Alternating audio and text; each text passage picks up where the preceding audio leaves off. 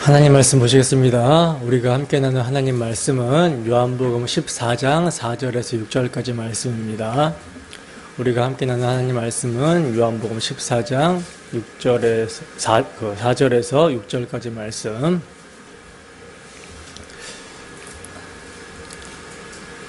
다 찾으셨으면 함께 한 목소리로 합독합니다. 시작. 내가 어디로 가는지 그 길을 너희가 아느니라. 도마가 이르되 주여 주께서 어디로 가시는지 우리가 알지 못하거늘 그 길을 어찌 알겠사옵나이까. 예수께서 이르시되 내가 곧 길이요 진리요 생명이니 나로 말미암지 않고는 아버지께로 올 자가 없느니라. 아멘. 잠깐 기도하겠습니다. 하나님 아버지, 이 시간은 주의 말씀을 듣는 시간입니다. 시간 부족한 사람이 두렵고 떨림으로 말씀을 가지고 강단에 섰습니다. 하나님, 저의 자치는 십자가 뒤로 감춰주시고 정말 주 성령께서 저를 붙들고 사로잡아 주셔서 주님의 말하게 하심에 따라서 우리 주 예수 그리스도의 복음을 선포하게 하시고, 복음이 선포될 때 전하는 자나 듣는 자나 한 성령 안에서 주의 일하심을 맛보고 알고 각성하는 시간 될 수 있도록 역사하여 주시옵소서. 그리하여 주의 사랑을 힘입고 세상 가운데 담대히 우리 주 예수 그리스도를 전하는 우리의 모습이 될 수 있도록 주께서 함께하여 주시옵소서. 이 시간 주 성령께서 회중의 모임 가운데 충만함으로 함께하여 주실 것을 소원하오며 거룩하신 예수님 이름으로 기도드립니다. 아멘. 길이요 진리요 생명이신 예수, 길이요 진리요 생명이신 예수라는 제목으로 하나님 말씀 증거하도록 하겠습니다. 어제는 성탄절이었죠. 어떻게 성자 예수님께서 이 세상에 오심을 감사하며 예수님이 세상에 오신 이유와 목적을 묵상하며 하루를 좀 보내셨습니까? 많은 사람들이요, 크리스마스 하면은 그냥 뭐 즐기고 노는 날로 생각을 합니다. 그리고 교회에서도 예수님의 죽으심을 기념하고 생각을 하는 것보다는 어떤 축제를 하는 분위기, 뭐 이렇게 생각을 해요.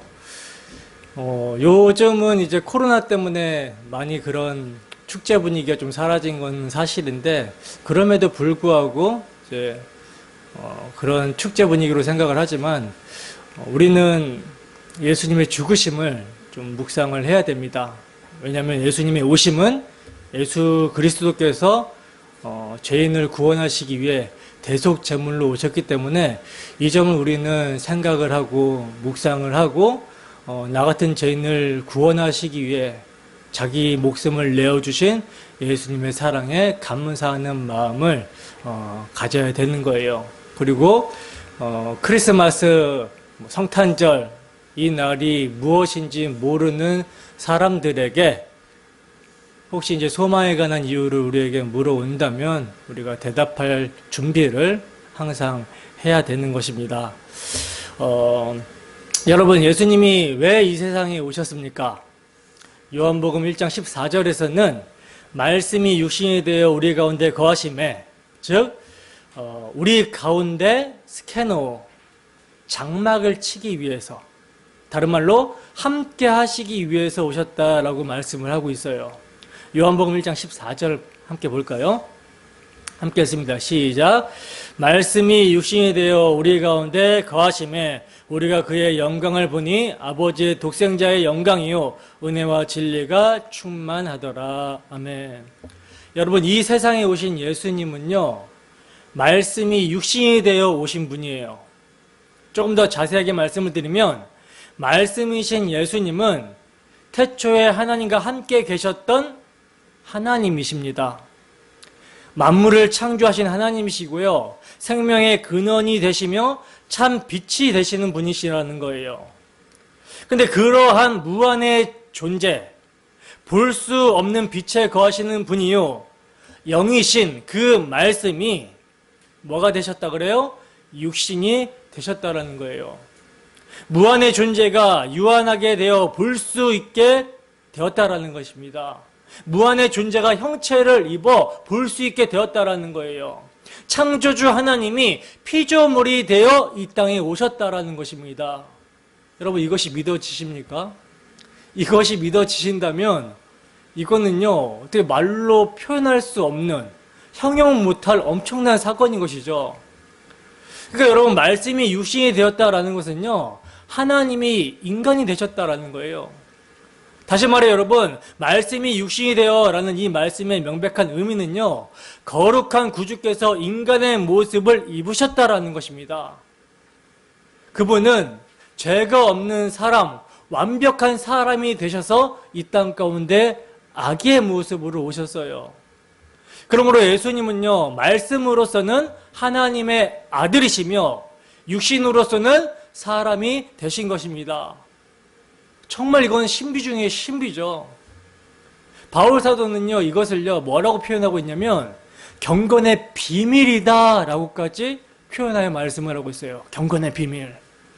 디모데전서 3장 16절입니다.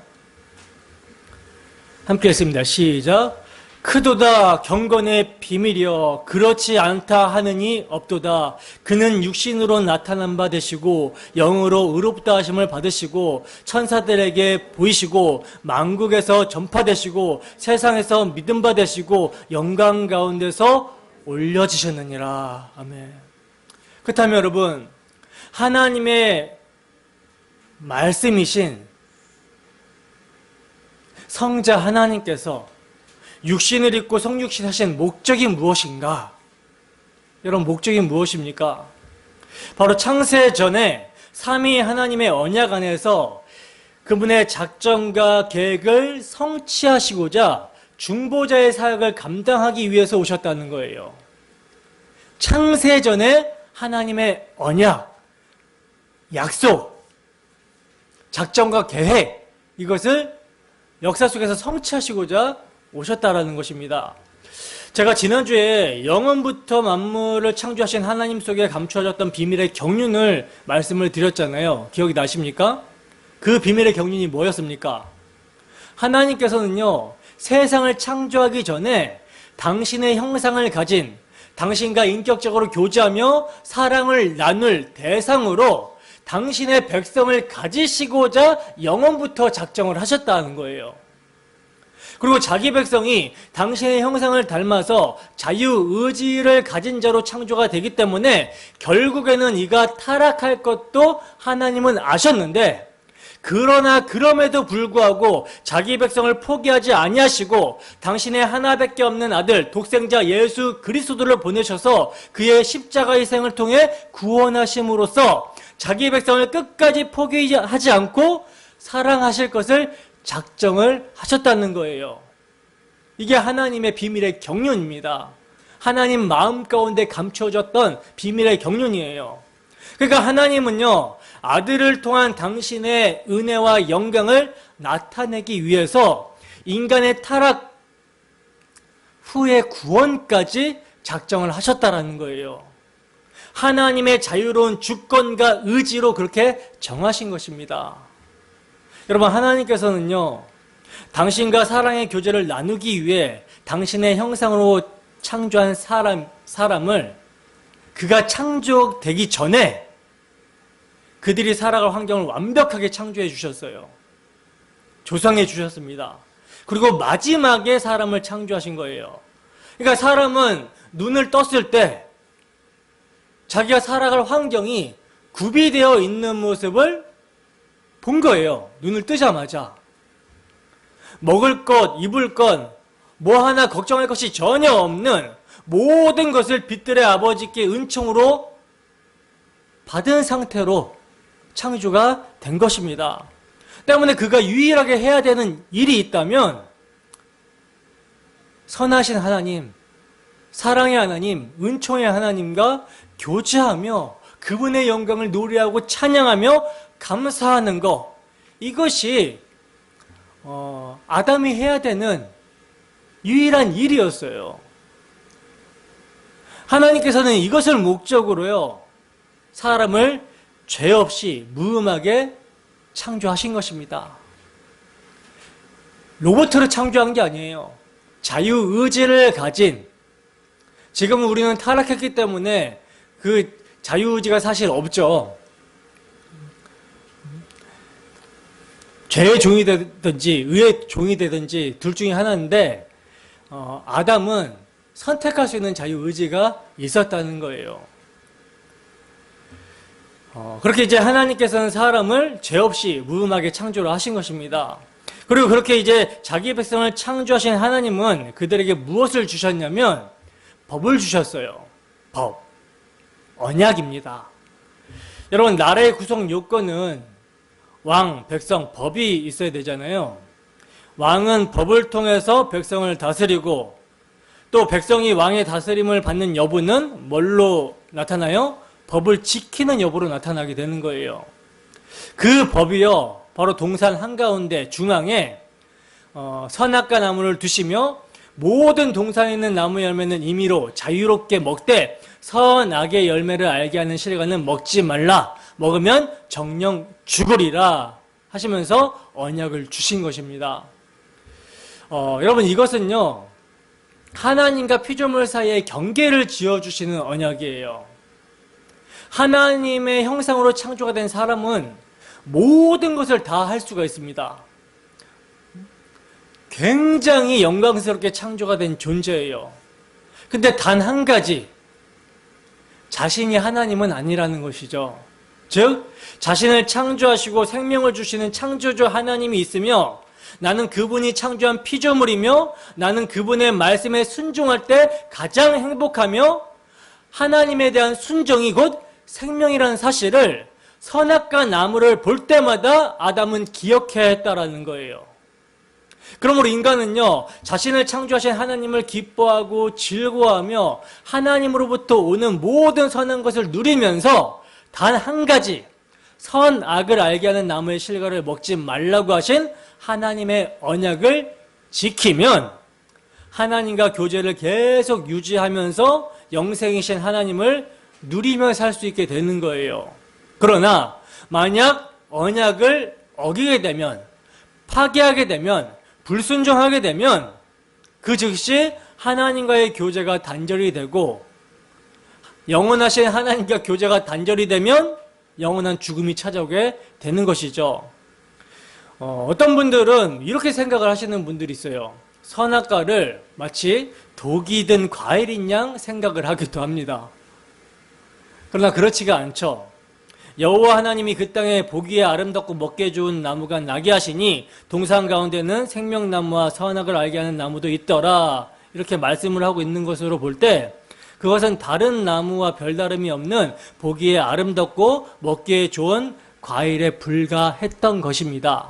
다만 선악과를 먹지 말라고 말씀하신 그 하나님의 말씀에 순종하여 하나님의 언약을 지키면, 그러니까 하나님께서 말씀하신 그 자체가 선이에요.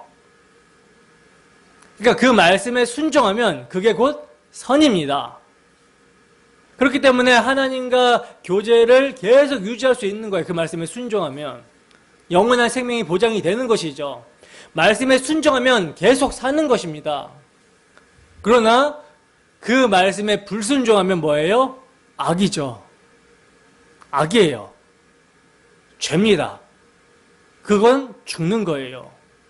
하나님과 교제가 단절이 되고 영원한 죽음을 맛보게 되는 것입니다. 이게 선악과가 담고 있는 의미예요.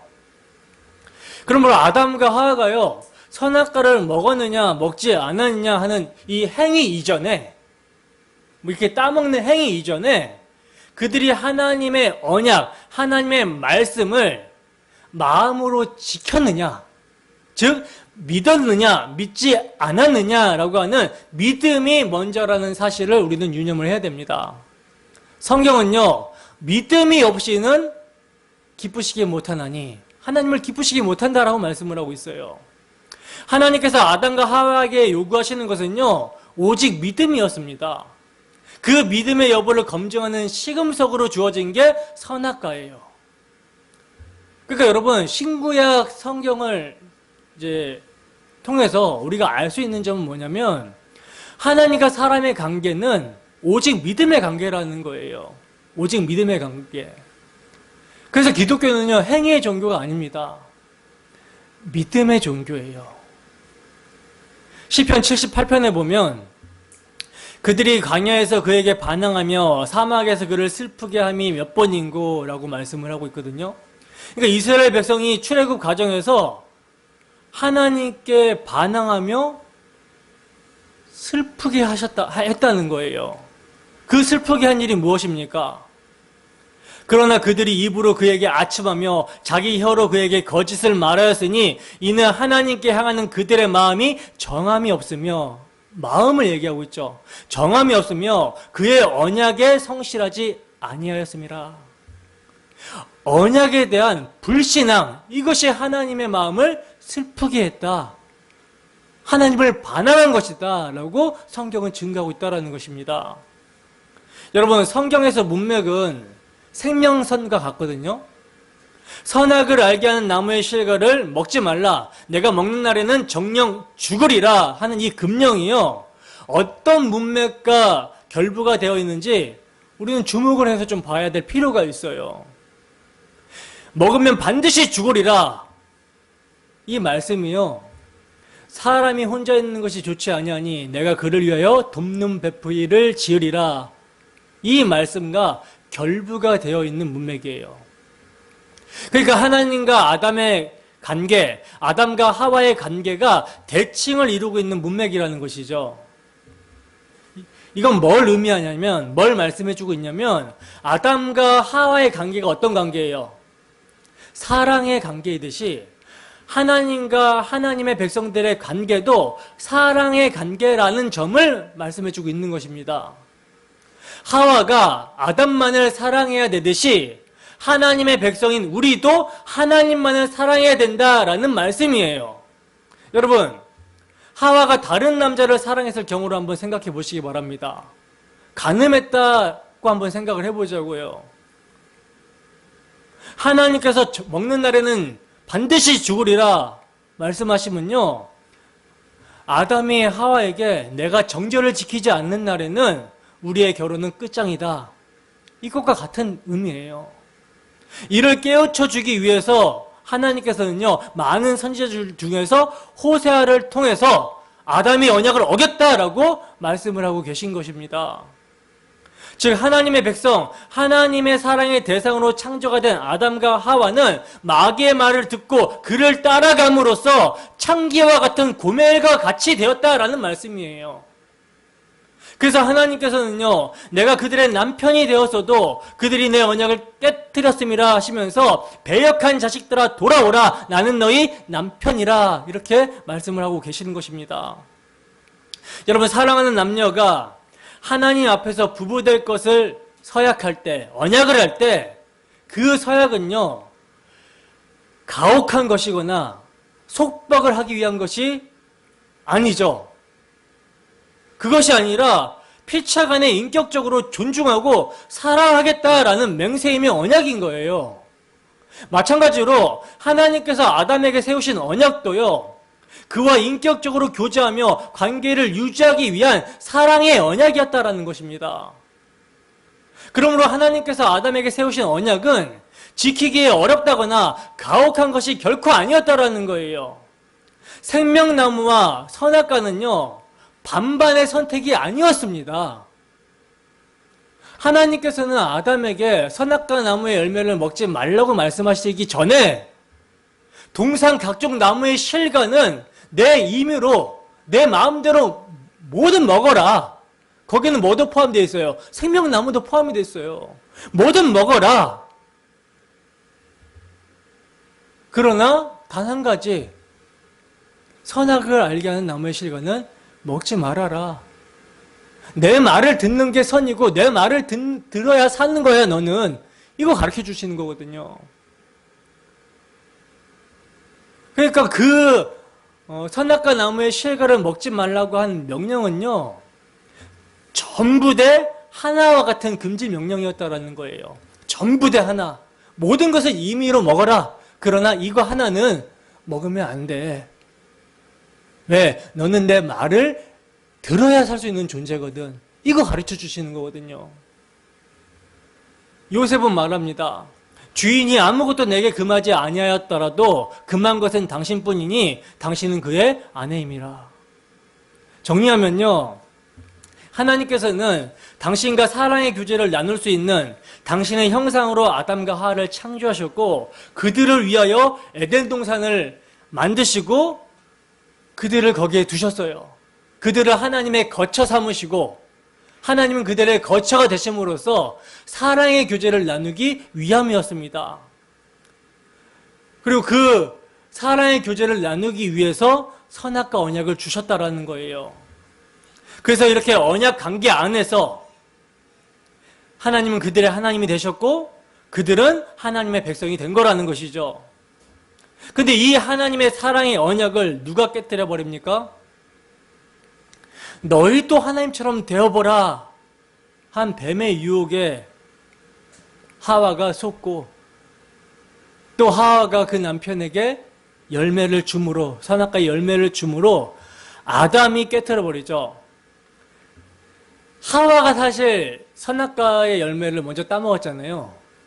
그리고 아담을 줬는데 왜 아담이 죄인인 것처럼 성경은 계속 말씀을 하고 있냐면 아담이 먼저 지음을 받았고 아담이 인류의 대표기 때문에 머리기 때문에 아담이 범죄했다라고 말씀을 하고 있는 거예요. 그래서 아담이 그 선악과 열매를 따먹어 버리자 어떻게 됩니까? 눈이 밝아지게 되죠. 마귀의 말처럼요, 눈이 밝아지게 되었어요. 근데 이것은 인간 측에서는 눈이 밝아진 것으로 보일지 모르나 하나님 측면에서 볼 때는 어떻게 된 것입니까? 어둠 가운데로 무지로 들어가게 된 모습이었다는 거예요. 그리고 이제 죄가 들어오게 되자 하나님은 빛이신 하나님은 어둠이 조금도 없으신 하나님은 어둠과 죄 있는 사람과 이제 함께 거주할 수 없게 되었던 것이죠. 그래서 그들의 죄로 말미암아 그들은 쫓겨나게 됩니다. 에덴 동산 밖으로 쫓겨나게 되는 거예요. 근데 놀랍게도 여러분, 하나님께서 창세 전에 어떻게 작정하셨다고 그랬어요?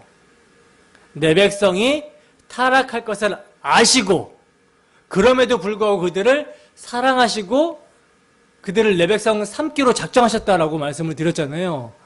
이것처럼 죄 있는 아담과 하와, 그래서 아담 안에서 모든 자가 타락을 해버렸어요. 아담은 인류의 대표고 머리기 때문에 아담 안에서 모든 자가 하나님과 관계가 단절이 된 상태에서 창조가 되기 때문에 죽은 상태에서 창조가 됩니다. 근데 하나님께서는 그렇게 아담이 하나님의 언약을 깨뜨렸어도 한 번 하나님께서 정하시고 세워주신 언약은 절대로 철회하지 않으신 거예요. 않으신다라는 거예요. 인간은 하나님의 언약이 신실치 못해서 언약을 배신하고 죄를 짓고 떠났지만 하나님께서는 당신의 언약을 지키시고 이루신다라는 거죠. 세워주신 언약을. 그래서 내가 하리니 하시는 거예요. 아담의 타락 현장에서. 하나님께서는 여자의 후손을 보내서 뱀의 머리를 밟아 승리하게 하심으로 말미암아 아담이 깨뜨린 언약을 회복시키심으로 자기 백성을 다시 찾으시겠다라고 하시는 것입니다. 이게 여러분 구속사예요. 이 언약을 성취하는 역사가 구속사입니다. 그래서 구약 성경을 보면요, 구약 성경을 보시면 내가 하리니 하고 하나님께서 언약하신 그 언약을 하나님께서 이루어 나가시는데 항상 인간은 방해만 돼요. 그 언약이 신실치 못하는 것을 보여줘요. 전적인 타락과 선을 향할 수 없는 전적인 무능과 언약이 신실치 못하고 늘 배신하는 인간의 부패성, 이것을 구약 성경은 보여주고 있습니다. 근데 그럼에도 불구하고 하나님께서는 당신께서 약속하신 그 언약을 이루시는 거예요. 그래서 이 약속대로 누가 오시는 것입니까? 성자 하나님이신 예수님이 때가 찬 경륜 가운데 말씀이 육신이 되어 오신 것입니다. 그리고 먹으면 정령 죽으리라, 반드시 죽으리라 하신 대로 죄의 값은 사망이라는 율법의 요구를 이루시기 위해서 그분은 자기 생명을 자기 백성에게 내어주신 거예요. 십자가에서. 그리하여 죽음을 통하여 죽음의 세력을 잡은 자 곧 마귀를 멸하시며 또 죽기를 무서함으로 한평생 매어 종로로 타는 모든 자들을 놓아서 자유하게 해주신 거라는 거예요. 이 목적으로 예수님께서는 오셨다라는 것이죠. 그리고 이 목적을 성취하심으로써 하나님과 사람 사이의 중보자로서 하나님과 사람 사이를 화목하게 하시고 서로 거처가 되게 만들어 주신 거예요. 이사야서 53장 10절에서 11절 말씀입니다. 함께 읽습니다. 시작. 여호와께서 그에게 상함을 받게 하시기를 원하사 질고를 당하게 하셨은즉 그의 영혼을 속건제물로 드리게 이르면 그가 씨를 보게 되며 그의 날은 길 것이요 또 그의 손으로 여호와께서 기뻐하시는 뜻을 성취하리로다. 그가 자기 영혼에 수고한 것을 보고 만족하게 여길 것이라. 나의 의로운 종이 자기 지식으로 많은 사람을 의롭게 하며 또 그들의 죄악을 친히 담당하리로다. 아멘. 여호와께서, 하나님께서 그에게, 여기서 그는 누구예요? 그리스도죠. 그리스도에게 상함을 받게 하시기를 원하셨대요. 질고를 당하게 하셨다라고 말씀하십니다. 누구 때문에? 우리 때문에. 여러분, 하나님께 우리가 범죄했잖아요. 하나님께 범죄한 죄는요, 우리가 배상을 할 수 있습니까? 없습니까? 배상을 할 수 있어요? 없어요? 없어요. 왜? 그분은 영원하신 분이기 때문에. 그렇기 때문에 하나님께서는, 하나님의 지혜는 하나님이신 당신의 아들을 육신을 입고 이 땅 가운데 보내셔서 사람을 대표하게 하시고 또 하나님께 범죄한 죄는 영원한 죄이기 때문에 그 영원한 속죄를 하나님으로서 감당하게 하신 거예요. 그래서 예수님께서는 우리의 참으로 중보자가 되시는 것입니다. 속건제물은 배상 제사제거든요. 배상 제사제. 5분의 1을 더해서 배상하게 하는 제사제예요. 우리가 하나님께 범죄하고 그 범죄한 것을 더해서 갚아야 되는데 갚지 못하는 우리를 대신해서 예수님께서 속건제물로 자신을 드려서 만족하게 하신 것입니다. 호세아서 2장 19절에서 23절 함께 있습니다. 시작. 내가 내게 장가들어 영원히 살되 공의와 정의와 은총과 긍휼히 여김으로 내게 장가들며 진실함으로 내게 장가들리니 내가 여호와를 알리라. 여호와께서 이르시되 그 날에 내가 응답하리라. 나는 하늘에 응답하고 하늘은 땅에 응답하고 땅은 곡식과 포도주와 기름에 응답하고 또 이것들은 이스라엘에게 응답하리라. 내가 나를 위하여 그를 이 땅에 심고 긍휼히 여김을 받지 못하였던 자를 긍휼히 여기며 내 백성이 아니었던 자에게 향하여 이르기를 너는 내 백성이라 하리니 그들은 이르기를 주는 내 하나님이시라 하리라 하시니라. 아멘. 여러분, 하나님께서 창녀 고멜과 같은 죄인을 사랑하시는 것을 보여주시는데 어떻게 사랑하신대요? 장가를 드시겠다라고 하시는 거예요. 신부를 삼으시겠다라고 하시는 것입니다. 신부를 삼으셔가지고 영원히 살 것인데 공의와 정의와 은총과 긍휼히 여김으로 장가를 드시겠대요. 여러분, 공의와 정의, 은총과 긍휼, 이것이 여러분 이해가 되어지십니까? 하나님의 속성은요, 공의의 속성이 있습니다. 죄를 참아보지 못하세요. 범죄한 자는 그 죄값을 치르고 반드시 그 죄값이 요구하는 사망에 처해야 되는 것입니다. 근데 또 반대로 하나님께서는 사랑의 속성을 가지고 있고 긍휼의 속성을 가지고 있어요. 근데 하나님께서는 이 공의와 사랑으로 장가 드시겠다라고 하시는 거예요. 이 공의와 사랑을 누가 이루십니까? 호세아가 창녀 고멜, 그 노예시장에 팔려있는 그 고멜을 사기 위해서 은 15냥이랑 보리 한 오멜 반, 은 30냥을 가지고 삽니다. 예수님께서 창녀 고멜과 같은 우리의 죄를 사하시기 위해서, 죄의 노예로 팔려있는 우리를 속량하시기 위해서 자기 목숨값 은 30냥에 팔리시는 거예요. 그래서 십자가의 희생을 치르심으로 우리를 구원하시는 것입니다. 구원하시는데 그냥 구원하시는 것이 아니라 하나님의 공의로 말미암는 율법의 요구, 죄액사시라는 율법의 요구를 십자가에서 받으시는 거예요. 근데 그것이 하나님과 이웃사랑이 완성이 되는 거라고 했죠. 친구를 위하여 자기 목숨을 버리면 이보다 더 큰 사랑이 없나니 한 이웃사랑. 또 하나님의 뜻에 죽기까지 순종한 하나님의 사랑. 율법의 마침과 완성이 되셔서 이루시는 것입니다. 그 사랑을. 그리고 그 사랑을 우리에게 넘겨주시는 거예요. 그것이 우리에게 의가 되는 것입니다. 예수 그리스도의 사랑이 우리에게 의가 되셔서 하나님과 화목을 이루시는 거예요. 참 하나님과 참 사람이 되시는 예수 그리스도는요, 십자가에 흘리신 당신의 피로 하나님과 우리 사이를 화평하게 화목하게 하셨다라는 거예요. 그리하여 그리스도께서 흘리신 피 안에서 죄의 문제가 해결이 되고 거룩하신 하나님이 우리의 처소가 되고 우리가 하나님의 처소가 되게 만드신 것입니다. 여러분, 예수 그리스도께서 십자가에서 우리의 모든 죄를 다 도말하심으로 말미암아 하나님의 거처가 되게 하셨습니다. 장자들의 총회가 십자가에서 완성이 된 거예요. 믿으십니까? 여러분, 우리가 예수의 피로 하나님께서 우리를 거처 삼으신다라는 것을 우리가 어떻게 알고 이것이 믿어지게 되었죠? 이것은요, 혈과 육으로 알 수 있는 게 아니거든요. 성령이 임했기 때문에 아는 거예요. 성령이 임했기 때문에 믿는 것입니다. 성령이 임했기 때문에 하나님의 말씀이 육신을 입고 이 땅 가운데 오신 그분이 누구신지를 아는 것이며 그분이 왜 이 땅에 오셨는지의 목적을 아는 거예요. 우리 같은 죄인을 대신해서 대속제물로 죽기 위해 오셨구나. 이게 목적을 아는 것입니다. 그러나 성령이 임하지 않으면요, 이것을 알 수 있어요, 없어요? 도무지 깨달을 수 없는 거예요. 알 수가 없는 것입니다. 여러분, 길 가는 사람을 붙잡고 한번 물어보세요. 당신 왜 태어났습니까?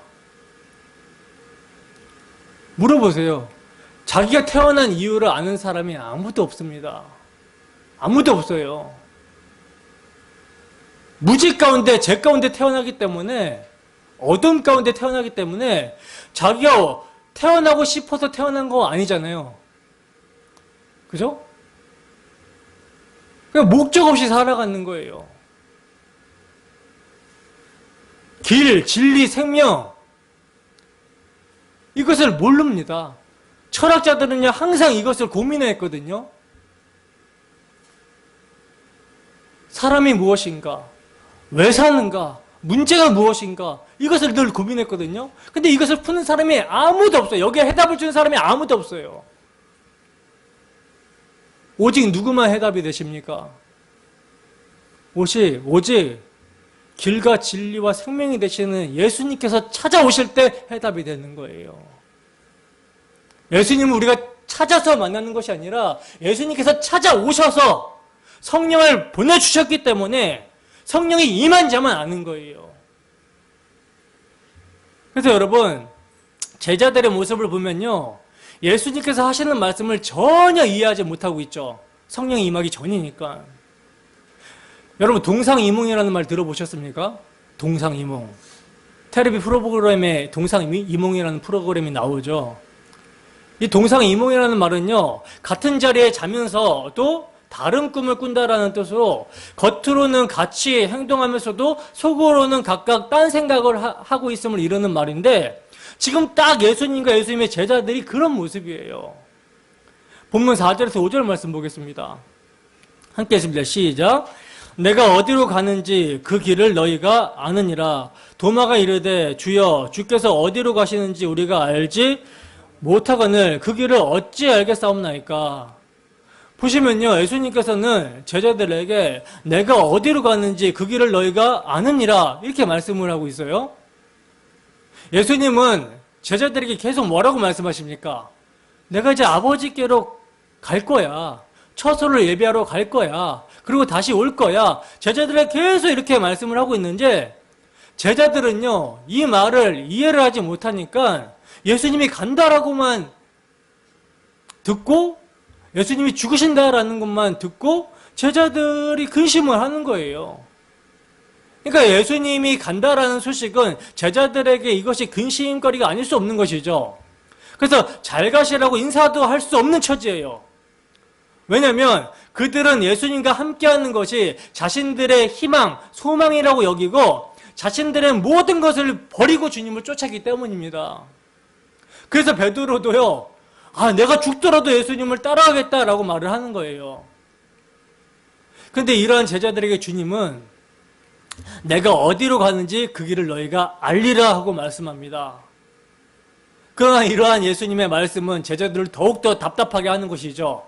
왜? 왜냐하면 예수님이 어디로 가신다는 것인지를 모르기 때문이라는 거예요.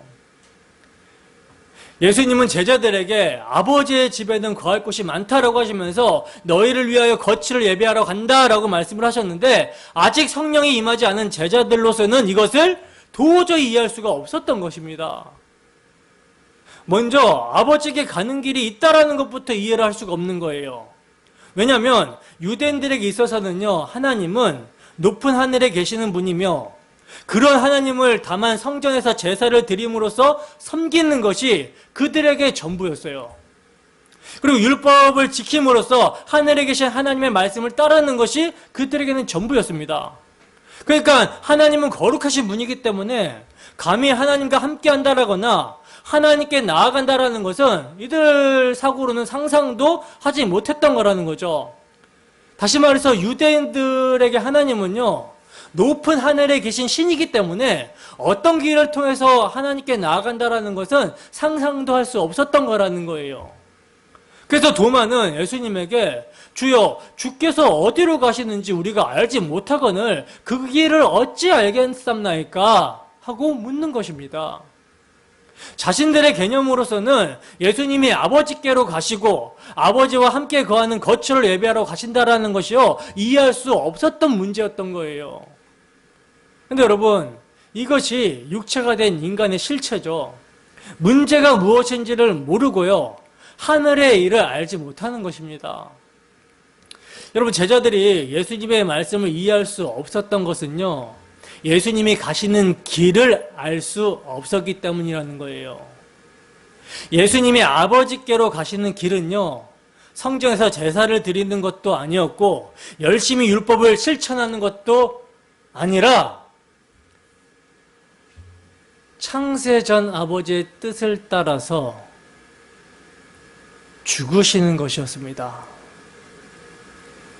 십자가 지시고 죽는 것이 예수님의 가시는 길이었어요. 그래서 예수님은 당신을 따르려고 하는 자들에게 뭐라고 말씀하십니까? 나를 따라오려거든 자기 십자가를 지고 나를 따라야 된다라고 말씀을 하시죠. 이 말은 어떤 의미예요? 예수님이 가시는 곳, 아버지께로 가려면 죽어야 된다라는 뜻이에요.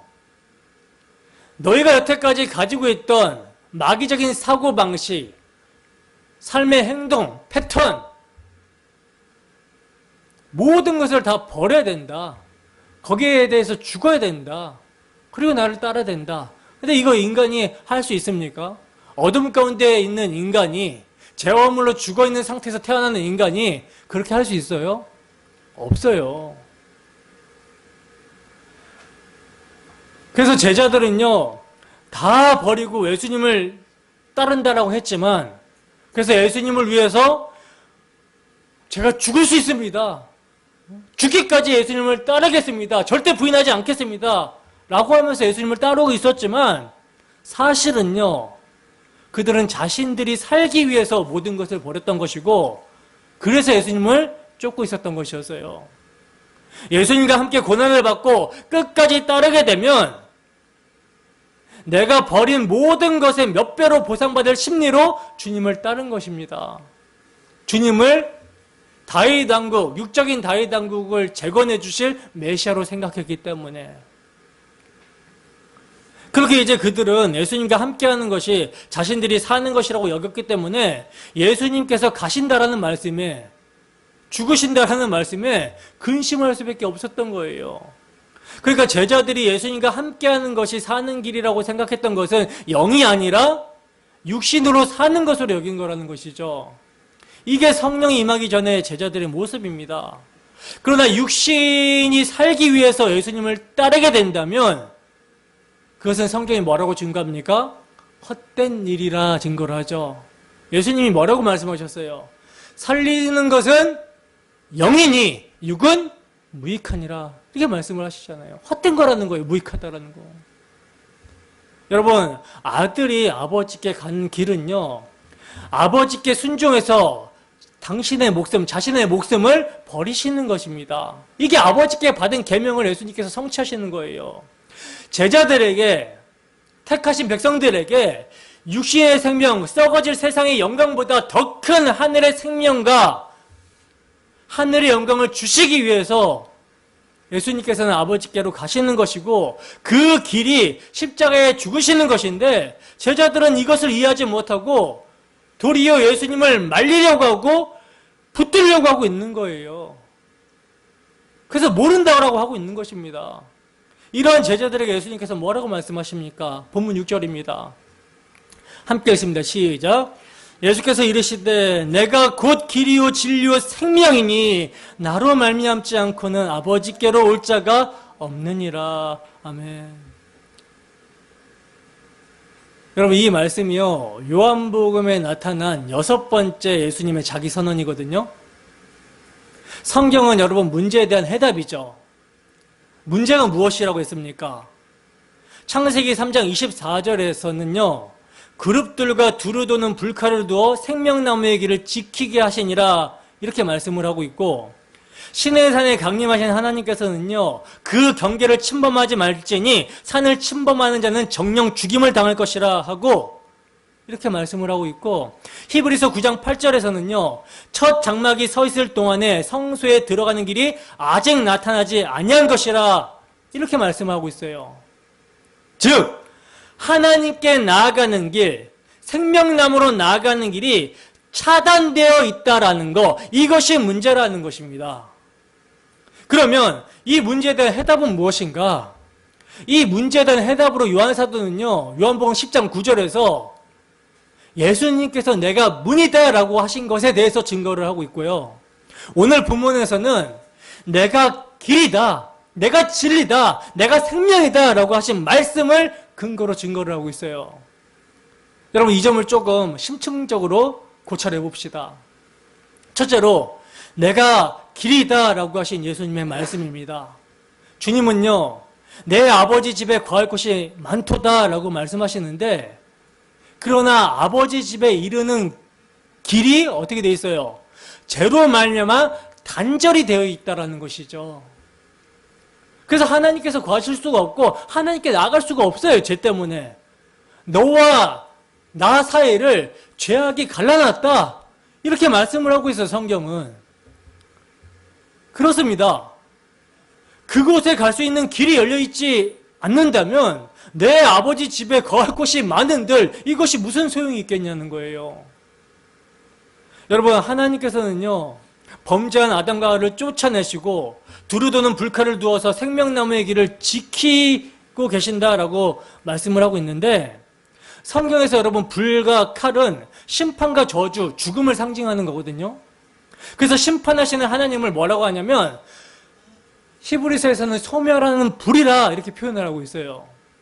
그러니까 죄인들이 생명나무로 가기 위해서는 그 하나님의 심판과 저주로 인한 죽음을 반드시 통과해야 됨을 보여주고 있는 것이죠. 아울러 여러분, 생명나무 실과를 먹기 위해서는요, 그 생명나무를 지키고 있는 뭐도 통과해야 돼요? 그룹들도 통과를 해야 돼요. 그 그룹이 의미하는 것은요, 하나님의 흠없으신 거룩하신 속으로 그 어떤 티나 먼지도 들어올 수 없음을 상징적으로 보여주고 있는 것입니다. 그러니까 하나님과 관계가 단절이 된 상태의 죄인들은요, 스스로의 노력과 열심과 애씀으로는, 다른 말로 혈과 육으로는 생명나무로 나아갈 수 있는 길이 있다 없다? 없다. 차단되어 있다라는 것을 상징적으로 보여주는 것입니다.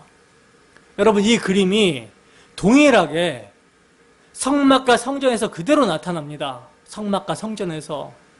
하나님의 임재가 있는 지성소와 성소를 가르는 휘장에는요, 뭐가 수놓아져 있냐면 그룹들이 수놓아져 있어요. 이것은 창세기 3장의 생명나무를 지키는 그룹을 상징하는 거거든요. 그리고 그 휘장 안으로 들어갈 수 있는 자는요, 뭘 가지고만 들어갈 수 있습니까? 제물의 피로 정결하게 된 제사장만이 들어갈 수 있습니다. 그것도 대제사장만이. 그리고 하나님의 임재에 의해 하나님의 은혜가 베풀어지는 쉬운 자도요, 그룹들이 지키고 있어요. 그룹들이. 그러니까 하나님의 거룩을 대면하기 위해서는 반드시 뭘 통과해야 된다? 그룹을 통과해야 된다라는 거예요. 그래서 여호수아가 거룩한 땅 가나안에 들어가기 전에 칼을 뽑아 들고 지키고 있는 천사를 만나게 되는 것이고, 야곱이 거룩한 땅 가나안으로 돌아가게 될 때 야복강가에서 역시 천사를 만나서 씨름하는 것입니다. 이렇게 거룩한 하나님 나라를 상징하는 거룩한 곳에 들어가기 위해서는요, 반드시 그곳을 지키는 그룹을 통과해야 된다는 거예요. 그러니까 주님은요, 하나님 존재에서 추방을 당했던 자들을 하나님께 돌아갈 수 있는 길이 되시기 위해서 내려오셨으며, 그 길을 여시기 위해서 대속제물이 되시려는 거예요. 마가복음 15장 37절에서 38절입니다. 함께 읽습니다. 시작. 예수께서 큰 소리를 지르시고 숨지시니라. 이에 성소 휘장이 위로부터 아래까지 찢어져 둘이 되니라. 아멘. 보시면 예수 그리스도의 십자가 죽으심으로 말미암아 어떻게 되죠? 그 지성소와 성소를 가로막고 있는 그룹들이 그려져 있는 휘장이 어떻게 돼버려요? 찢어져 버리죠. 이것은 이제 예수 그리스도께서 죄인의 삶을 몽땅 짊어지고 죽으심으로 말미암아 그분이 품으신 모든 죄인들을 거룩한 새 사람으로 만들어가지고 그 그룹들을 통과하게 만들어 주시겠다라는 이야기예요. 그래서 히브리서 기자는 그 휘장이 예수 그리스도의 육체라고 말씀합니다. 예수 그리스도의 육체가 찢어짐으로 말미암아 그 휘장이 찢어졌다라는 거예요. 그래서 그룹들이 사라지게 된 것입니다. 히브리서 10장 19절에서 20절입니다. 함께 읽습니다. 시작. 그러므로 형제들아, 우리가 예수의 피를 힘입어 성수에 들어갈 담력을 얻었나니 그 길은 우리를 위하여 휘장 가운데로 열어놓으신 새로운 살길이요 휘장은 곧 그의 육체니라. 아멘. 보세요 여러분, 예수님께서 십자가상에서 다 이루었다 선언하셨을 때 휘장이 찢어집니다. 휘장이 찢어짐으로 말미암아 이제 하나님께 나아가는 새롭고 산 길이 열리게 된 거예요. 예수님께서 길이 되시는 것입니다. 그래서 요한복음 1장 51절에서는요, 하늘이 열리고 하나님의 사자들이 인자 위에 오르락 내리락 하는 것을 보리라 하셨는데, 예수님께서 십자가에서 이것을 이루심으로 말미암아 야곱의 꿈이 그리스도 안에서 성취됨을 보여주고 있는 것입니다. 주님께서 하늘과 땅을 연결하는 사닥다리가 되어주심으로 말미암아 오르락 내리락 하는 교통을 가능하게 하는 길이 되어주셨다라는 거예요. 제가 질문을 드려보겠습니다. 여러분, 휘장 가운데로 열어놓으신 새롭고 산 길이라고 했는데 그 새롭고 산 길을 통해서 제1차로 가장 먼저 들어가신 분이 누구십니까? 히브리서 기자는요, 그리로 앞서가신 예수께서 우리를 위하여 들어가셨느니라 하고 말씀을 하고 있어요. 바울 사도는요, 죽은 자 가운데서 다시 살아 잠자는 자들의 첫 열매가 되신 주님께서 첫 번째 진입한 자가 되었다라고 증거를 하고 있어요. 그러니까 주님께서 개봉 탭을 끊으심으로 말미암아 그를 믿는 자들도 은혜의 보좌 앞에 담대히 들어가게 되는 것이 가능하게 되어진 거라는 거죠. 하늘 성소로 들어가신 것, 예수님이 하늘 성소로 가장 먼저 들어가셨기 때문에 그를 뒤따르는 우리도 그를 힘입어서 들어가게 되었다라는 것입니다. 이 점을요, 베드로 사도는 그리스도께서 한 번 죄를 위하여 죽으사 의인으로서 불의한 자를 대신하였으니 이는 우리를 하나님 앞으로 인도하려 하심이라, 이렇게 말씀합니다. 여러분, 요한복음 14장에는요 가신다라는 말이 2절, 3절, 4절, 5절 그리고 12절과 28절에 반복적으로 나오고 있는데, 여기서 주님께서 가신다라고 하신 것은요 승천하실 것만을 의미하지 않아요. 십자가를 지실 것과 죽으실 것과 다시 살아나실 것과 고난을 넘어 승천하시어 영광의 우편에 앉으시게 될 것 전체를 의미합니다. 바로 주님께서는 십자가를 지심으로, 십자가에서 당신의 피를 흘려주심으로 말미암아 그 길을 여셨고 앞서가심으로 길이 되셨으며 우리에게는 새롭고 산 길이 열리게 된 거예요. 그래서 나로 말미암지 않고는 아버지께로 올 자가 없느니라 하신 대로 주님은 죄인이 하나님께 나아갈 수 있는 유일한 길이 되신 것입니다. 이것이 내가 곧 길이다 라고 하신 의미예요.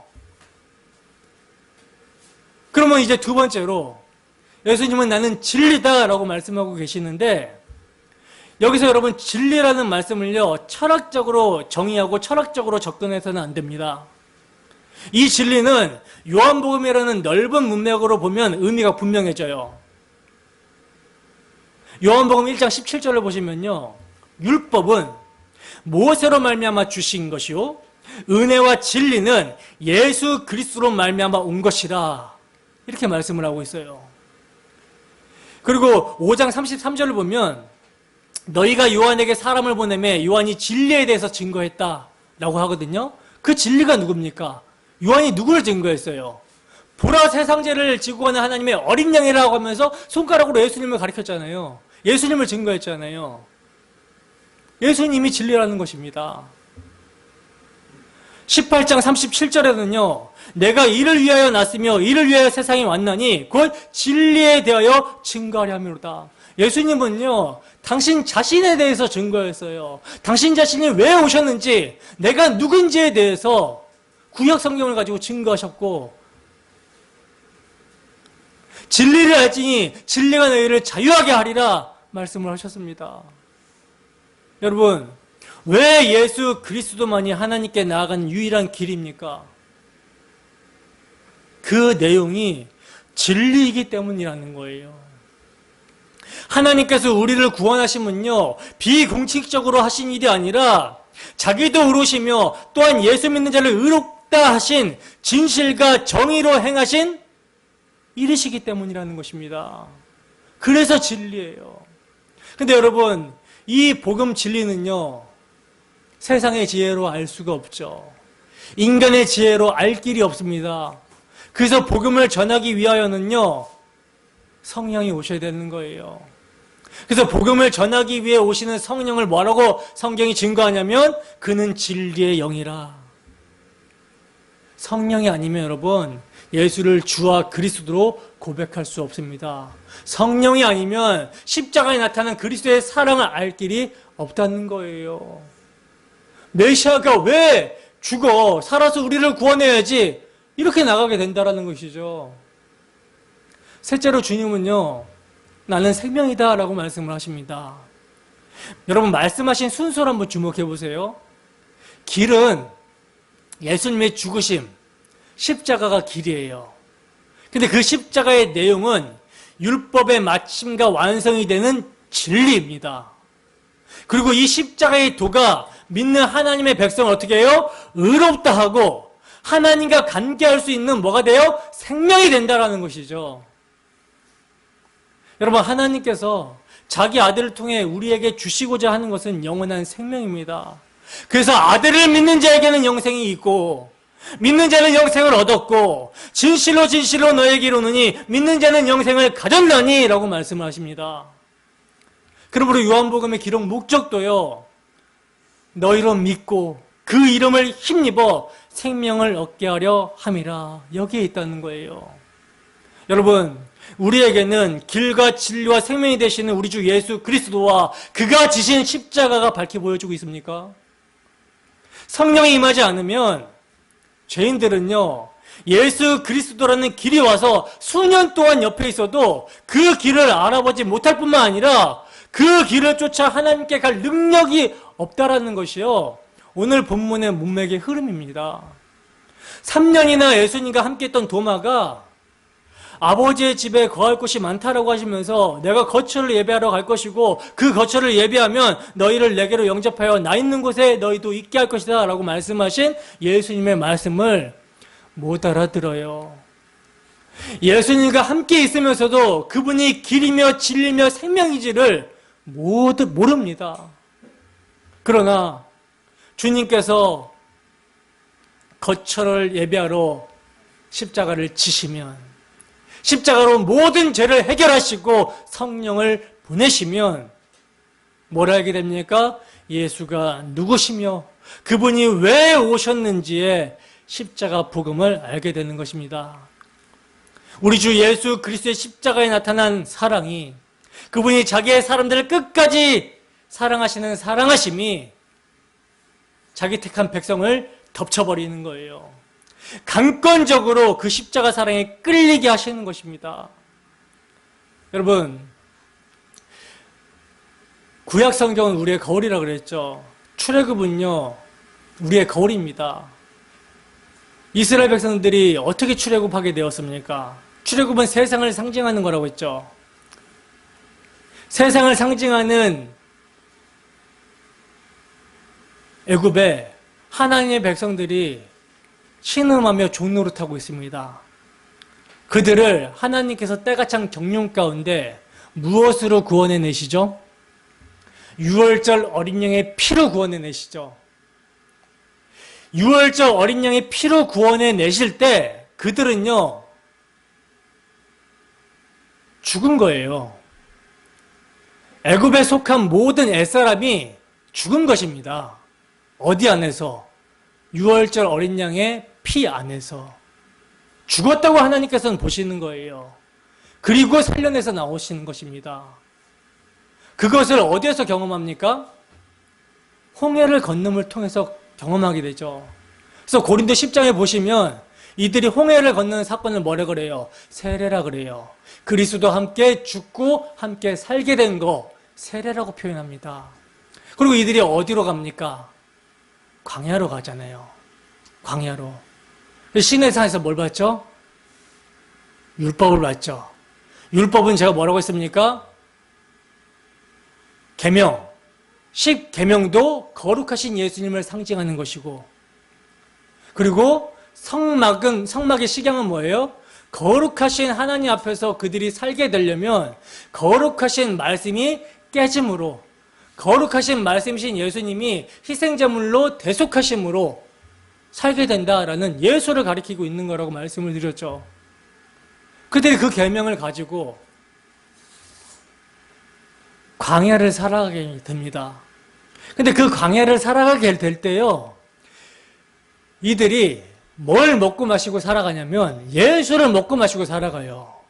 그래서 광야에서 하나님께서 내리는 만나를 성경은 뭐라고 하냐면 예수님의 살이다, 예수님의 피다 말하고 말씀하고 있고요.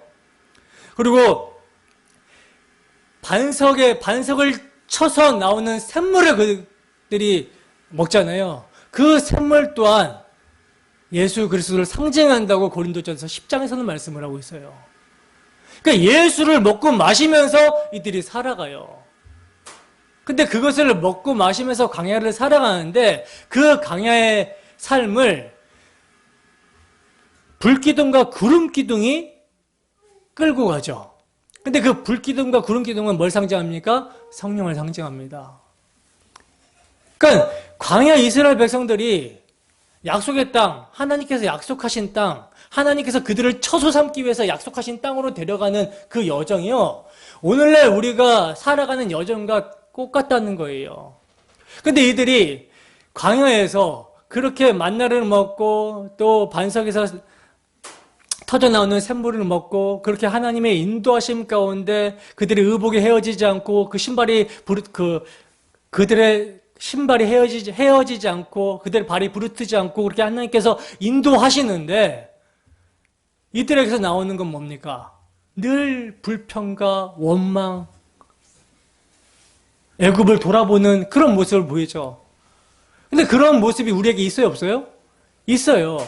그래서 광야에서 1세대들, 옛사람이 다 죽는 겁니다.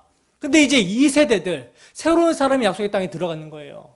그러니까 우리는요, 광야의 역사 동안에 그 옛사람을 벗어버리는 삶을 살아가는 거예요. 그리고 예수를 의지하여 새로운 피조물로서 하나님 앞에 나아가는 삶을 살게 되는 것입니다. 그 끝의 여정이 뭐예요? 이 육체를 벗어버리는 거예요. 그럼 소망이 뭡니까? 소망은요, 죄가 없는 그리스도와 같은 부활의 몸을 입고 하나님의 거처가 되고 하나님은 우리를 거쳐 삼고 우리는 하나님을 거쳐 삼고 하나님과 사람과 교제의 관계를 누리는 그 영광의 나라, 그게 소망이 되는 것입니다. 여러분, 우리는 예수라는 길이요, 우리를 찾아와 주신 은혜로 예수라는 길로 끌려갑니다. 상처난 주님의 손, 못 박히신 손에 이끌려서 끌려가는 거예요. 인간이 타락하자마자 내가 여자의 후손을 보내서 뱀의 머리를 밟고 너희를 잃어버리지 않고 다시 내 백성으로 찾을 거야 라고 약속하신 하나님은요, 그 약속대로 여자의 후손을 보내주셨고 십자가로 뱀의 머리를 밟으셨고 다 이루셨습니다. 그리고 자기 백성을 이제 강권적으로 아들의 십자가로 부르시는 거예요. 때문에 십자가로 부름을 받게 된 택하신 자들은요, 우리를 시작하시는 하나님이 당신과 함께할 여정의 끝, 영화로운 날을 정하셨다라는 것을 믿음으로 바라보며 소망 가운데 살아가게 하시는 거예요. 예수라는 길이 우리를 덮쳐와서 예수의 길로 인도하는 것입니다. 그럴 때 소망이요, 하나님 나라가 되는 거예요. 위의 것을 찾게 되는 거예요. 그리고 이 삶을 살아가는 원동력은 그리스도의 사랑입니다. 고린도서 5장 14절에서 15절입니다. 함께 읽습니다. 시작. 그리스도의 사랑이 우리를 강권하시는도다. 우리가 생각하건대 한 사람이 모든 사람을 대신하여 죽었은즉 모든 사람이 죽은 것이라. 그가 모든 사람을 대신하여 죽으심은 살아있는 자들로 하여금 다시는 그들 자신을 위하여 살지 않고 오직 그들을 대신하여 죽었다가 다시 살아나신 이를 위하여 살게 하려 함이라. 아멘. 여러분, 예수님이 어디로 가는지 그 길을 아시겠습니까? 예수님이 아버지께 나아가는 유일한 길입니다. 예수님만이 진리십니다. 예수님만이 우리에게 생명이십니다. 이것을 십자가로 이루셨어요. 여러분, 이 시간 우리가 성령이 충만하여 이 십자가 사랑을 각성한다면 정말 예수 그리스도와 그가 지신 십자가 외에는 아무것도 알지 않기로 작정하고 그분을 위해서 살아가는 것은 너무나도 당연한 것이죠. 여러분, 얼마나 예수 알기를 원하십니까? 제가 10년 전에 10년이 이제 넘었군요. 복음을 처음 알게 됐을 때 날마다 눈물이었어요. 그 눈물은 내가 죄인됨이라는 사실이 각성돼서 나오는 눈물이었습니다. 계속 눈물만 나는 거예요. 한 몇 년 동안을. 근데 이제 그 눈물이 바뀝니다. 감사의 눈물로 바뀌는 거예요. 야, 나 같은 자를 사랑해 주신도 감사한데 나를 새 언약의 일꾼으로 삼아 주셨구나. 이게 감사한 거예요. 하나님의 동역자로 삼아 주셨다라는 사실에 감사한 겁니다. 여러분, 이러한 감사가 우리에게 있어야 되고 이러한 감사의 눈물이 있어야 되는 거예요. 한 주간도 여러분들에게 하루하루가 주어질 때마다 우리 주 예수 그리스도의 복음을 늘 묵상하며 자기를 부인하며 주의 사랑에 매기를 소원합니다. 그리하여 그 사랑에 매여서 주 예수의 길을 걷는 우리 모두가 되기를 주님의 이름으로 축원합니다. 오직 예수만이 길이고 진리고 생명이 되십니다. 함께 찬양하고 기도하겠습니다.